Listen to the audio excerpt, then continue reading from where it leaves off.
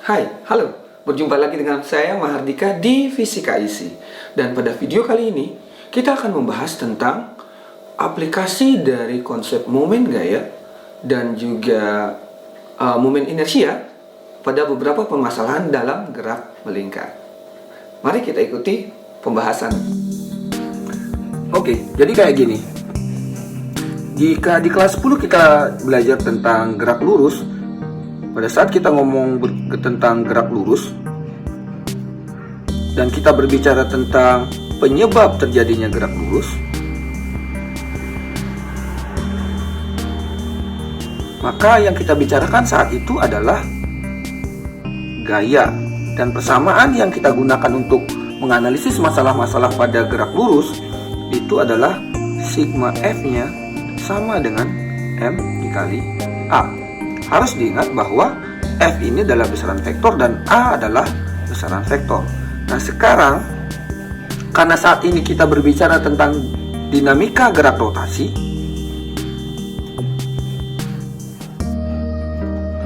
maka kita akan berbicara tentang penyebab dari gerak rotasi. Penyebabnya adalah momen gaya.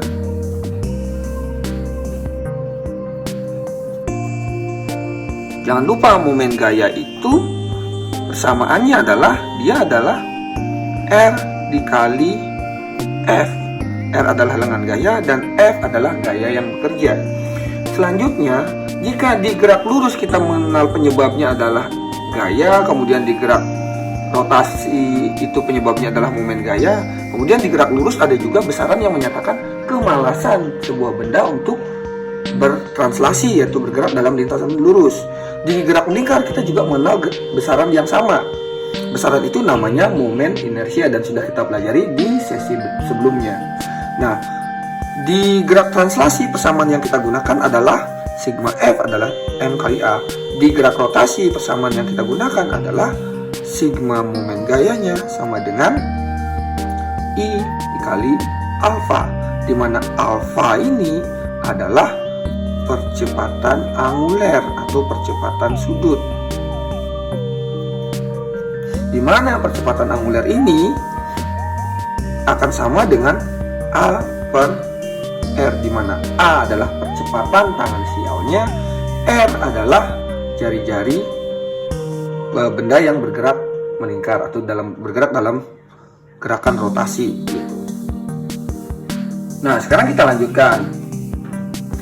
Misalnya kita memiliki sebuah masalah yang berkaitan dengan gerak rotasi gitu. Analisisnya seperti apa gitu.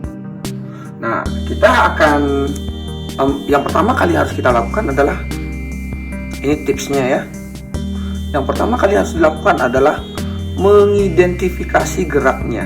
Mengidentifikasi gerak, maksudnya adalah kita harus identifikasi gerak apa saja yang terjadi pada fenomena yang kita amati. Apakah geraknya rotasi murni, apakah translasi murni, ataukah gabungan dari gerak rotasi dan translasi. Setelah mengidentifikasi jenis gerak yang terjadi, berikutnya kita harus identifikasi lagi arah geraknya. Apakah bendanya bergerak naik, bergerak turun, bergerak ke kiri, bergerak ke kanan, berputar ke kanan atau berputar ke kiri, berputar searah jarum jam, ataukah berputar berlawanan arah dengan jarum jam. Itu harus diidentifikasi dulu. Selanjutnya, yang harus dilakukan adalah lukis diagram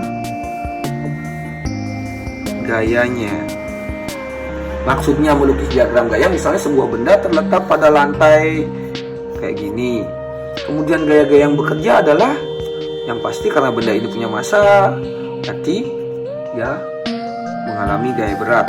Maaf nih gambarnya nggak lurus nih. Selanjutnya, karena benda ini menekan lantai, maka sebagai reaksinya lantai akan menekan benda. Itu kita namakan sebagai gaya normal gitu. Itu seperti ini yang dimaksud dengan diagram gaya benda. Sekarang saya tidak akan berpanjang cerita dalam level teori ya. Sekarang kita akan lihat sebuah masalah, sebuah kasus. Misalnya nih ada sebuah katrol, aduh maaf ya, stroberinya saya geser. Sebuah katrol yang merupakan silinder pejal. Anggaplah massa katrolnya adalah 2 kg.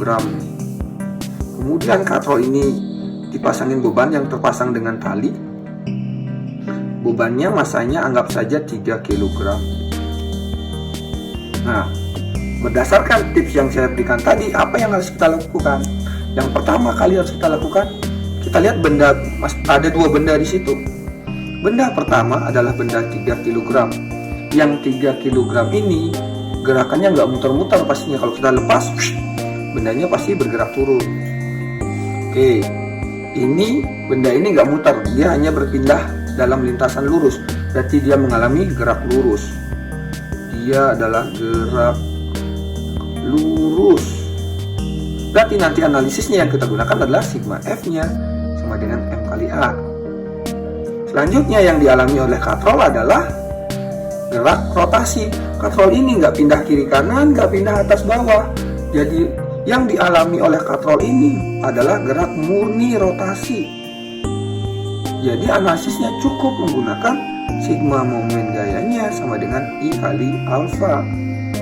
Berikutnya, karena di situ katrol dan katrolnya jenisnya tidak disebutkan, maka kita asumsikan I katrol adalah I dari silinder pejal, yang nilainya adalah setengah massa katrol kali R kuadrat. Berikutnya, identifikasi geraknya udah. Identifikasi arah geraknya. Oke, ini bergerak turun, kemudian katrolnya berputar ke kanan. Terus gimana diagramnya? Diagram gayanya. Oke, saya akan analisis untuk balok dulu lah. Balok ini masanya 3 kg, kemudian ditahan oleh tali. Ditahan oleh tegangan talinya. Kemudian karena balok punya massa, dia pasti mengalami gaya berat dalam arah ke bawah. Arah gerakannya adalah ke bawah. Karena gerakannya ke bawah, pasti nilai W lebih besar daripada nilai T. Jadi persamaannya untuk benda ini sigma F-nya sama dengan M kali A, sigma F dalam arah sumbu Y maksudnya. Kemudian karena bendanya bergerak ke bawah, berarti W pasti lebih besar daripada T, sehingga W dikurangi T. Saya yakin kalian semua sudah tahu kenapa dikurangi, karena arah W dan T itu berlawanan. Ini akan sama dengan M kali A, di mana A adalah percepatan. W-nya berapa? Anggap aja percepatan gravitasi adalah 10 meter per sekon kuadrat, sehingga W sama dengan M kali G, maka kita akan dapat W-nya adalah 3 dikali 10. Berarti dia akan sama dengan 30 Newton. Dikurangi T sama dengan massa benda adalah 3 kg kali A. Di sini akan kita dapat T-nya sama dengan 30 dikurangi 3A. T-nya saya lompatin ke kanan, 3A-nya saya lompatin ke kiri gitu. Ini adalah persamaan untuk baloknya. Terus persamaan untuk katrolnya seperti apa? Nah, saya ganti dulu nih. Lanjut. Saya akan gambar dulu katrolnya nih. Oke, katrol ada digantung kayak gini. Kemudian katrol berputar karena ada tali yang narik dia ke sini. Nah, putarannya ke sini nih. Ini tegangan tali yang membuat dia berputar dalam arah dengan putaran jarum jam. Ini adalah jari-jarinya. Harus diingat karena di sini talinya lurus ke bawah dan ini adalah garis singgung dari lingkaran dari katrol, maka garis singgung ini selalu tegak lurus dengan jari-jari. Artinya gaya dan lengan gayanya sudah tegak lurus, atau di sesi sebelumnya saya sebut aja gaya dan lengan gayanya Ultraman nih, udah Ultraman gitu. Maka di sini kita analisis sigma momen gayanya sama dengan I kali alfa. Momen gayanya adalah T dikali R. Gayanya dikali dengan gayanya akan sama dengan momen gayanya adalah setengah massa katrol kali R kuadrat ya, dikali alfa. Ini kan udah saya jelaskan tadi, alfa adalah A dibagi R. Di atas ada R kuadrat, saya coret ya. Kemudian di kiri ada R, di kanan ada R, sisa. Maka dia akan sama dengan T-nya, sama dengan setengah massa katrolnya adalah tadi berapa ya? Massa katrolnya itu 2 kg kali 2 kali A. Jadi T-nya akan sama dengan A ya. Oke. Ini adalah persamaan kedua. Persamaan pertama tadi T-nya sama dengan 30 kurang 3A. T itu sama dengan 30 kurang 3A. Saya akan pindah ke samping.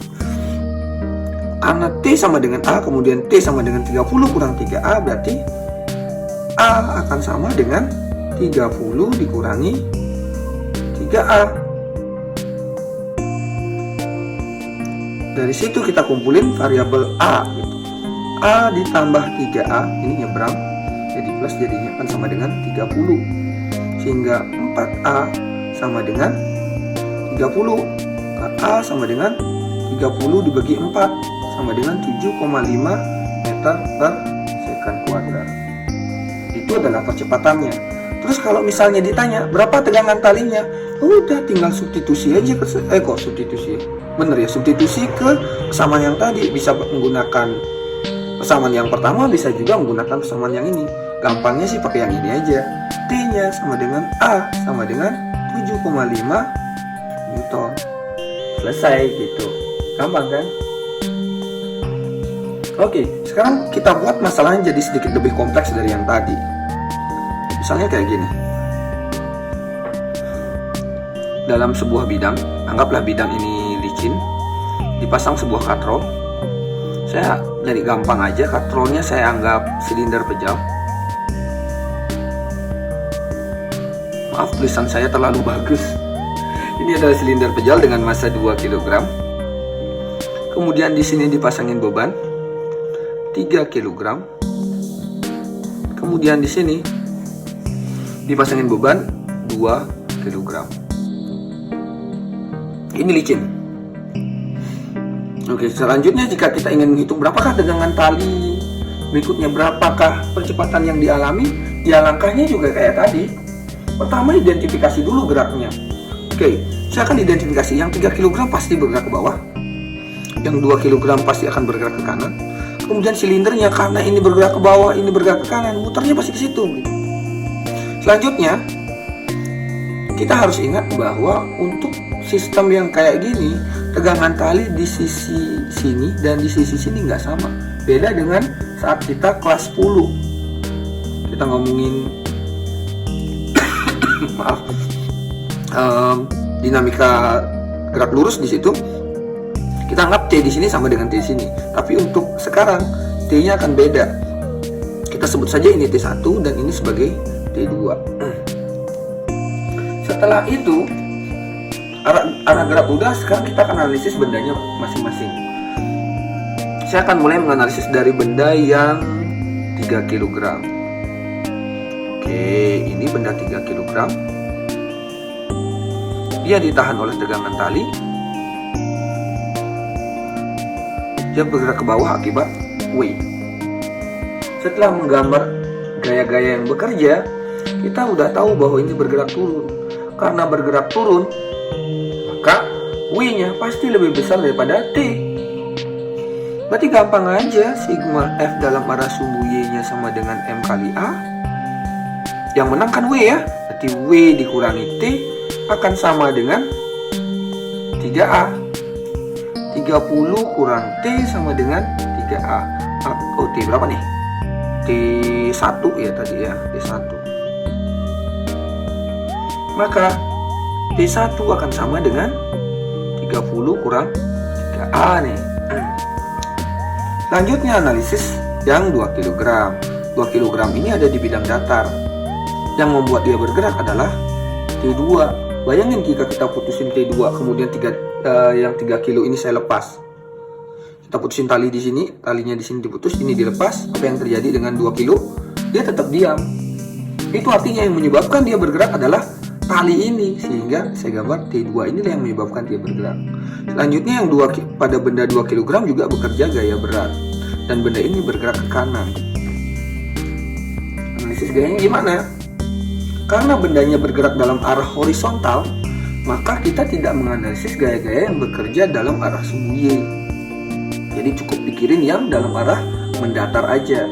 Di situ sigma fx-nya sama dengan M kali A.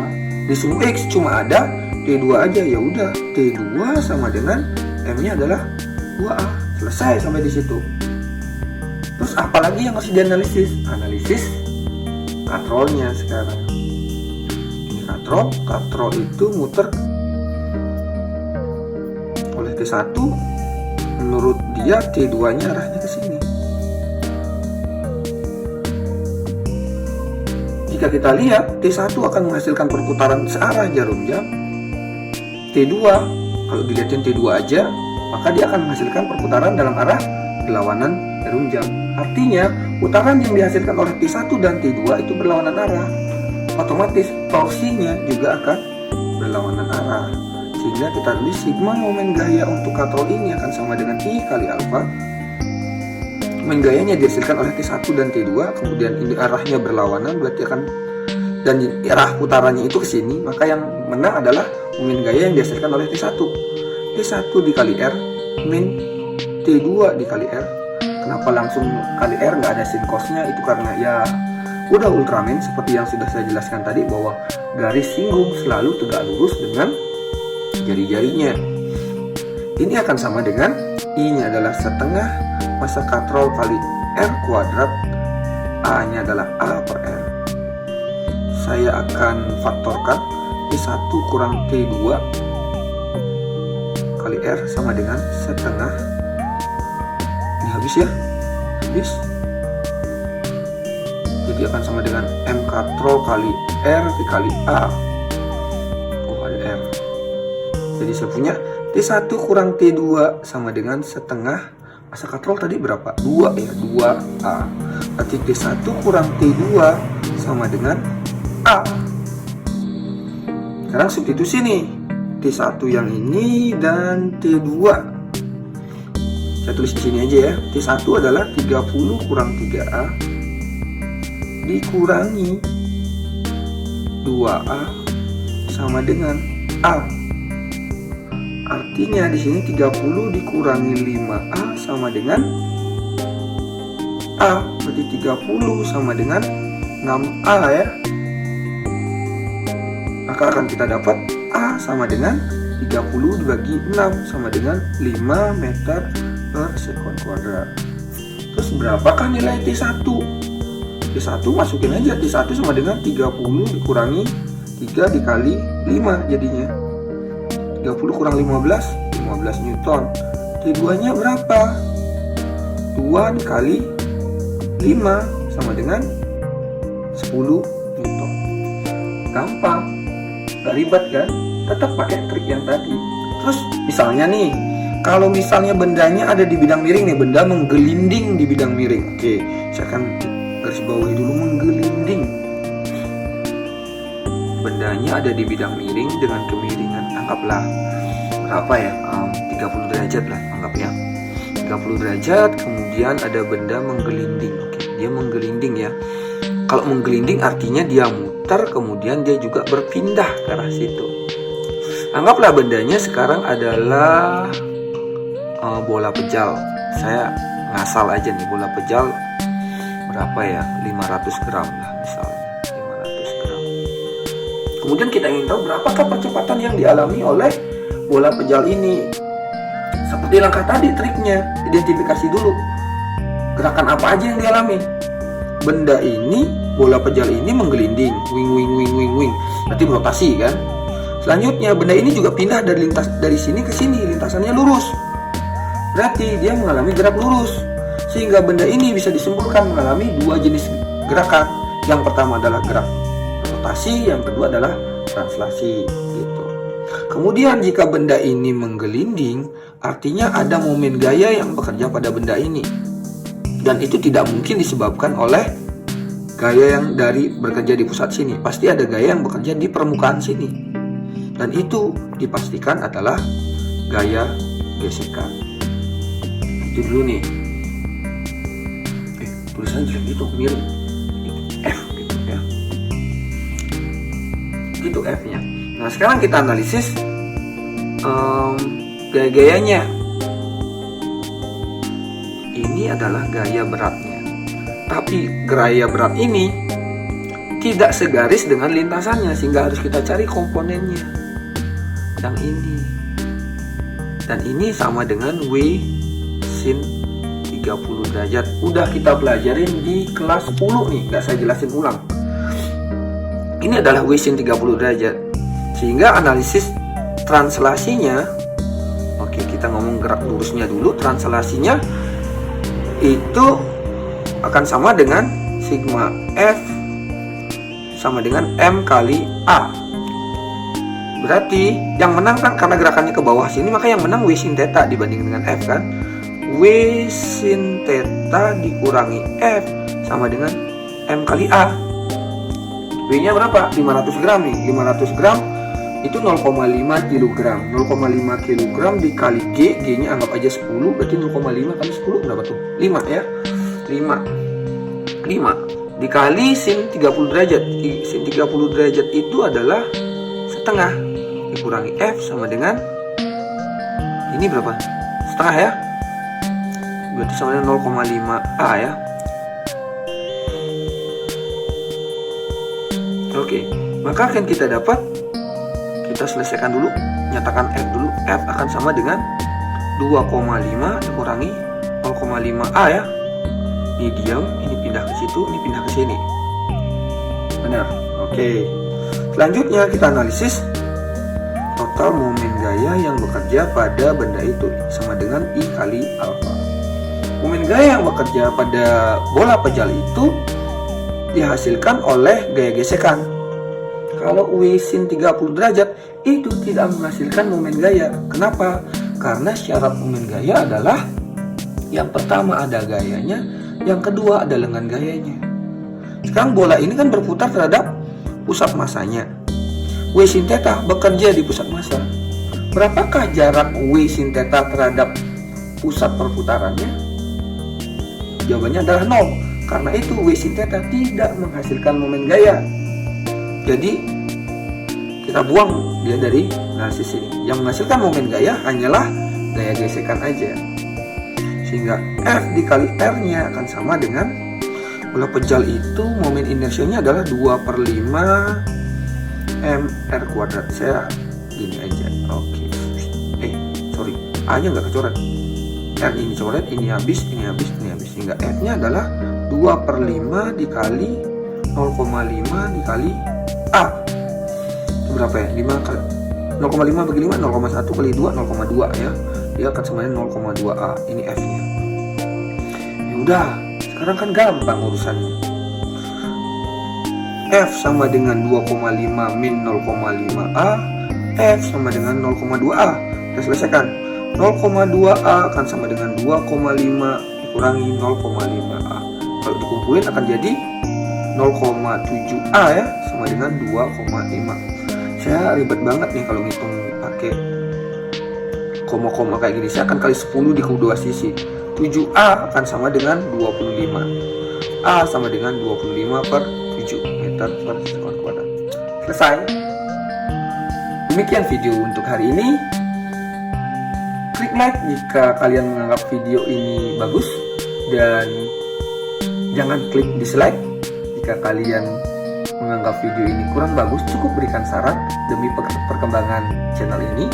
Dan terakhir dari saya, terima kasih sudah menyaksikan video ini. Sampai jumpa di video berikutnya. Cahaya.